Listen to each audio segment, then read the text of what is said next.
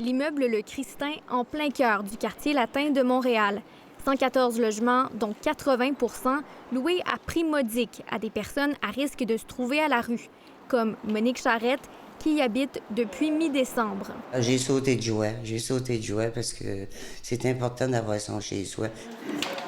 Parmi ses futurs voisins, des personnes âgées, des jeunes de la DPJ, des étudiants, des réfugiés. J'en ai vu des LGBTQ, j'en ai vu de mon âge. Il y a des gens plus jeunes aussi. On a un couple.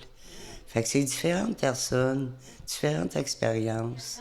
De l'accompagnement psychosocial sera offert à ceux qui en ont besoin. Souvent, il faut trouver une façon de stabiliser, puis les refuges font ce travail-là.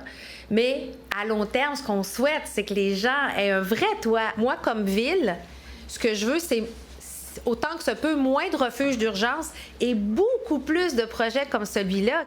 L'impact de ce modèle de mixité sociale sera étudié par une équipe de l'Université McGill et pourrait être reproduit ailleurs au Québec.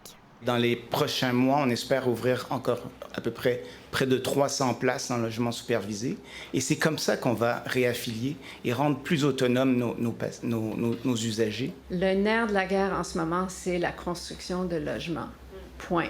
De toutes sortes, mais principalement pour des logements abordables, les logements sociaux. Moi, je dirais que ça prend plusieurs milliers, pas des centaines. Une trentaine de résidents ont déjà leur place au Christin.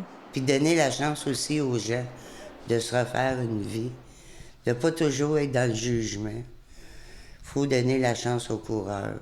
Cette chance, Monique compte bien en profiter et ne planifie pas déménager de sitôt. Ici Raphaël Drouin, Radio-Canada, Montréal.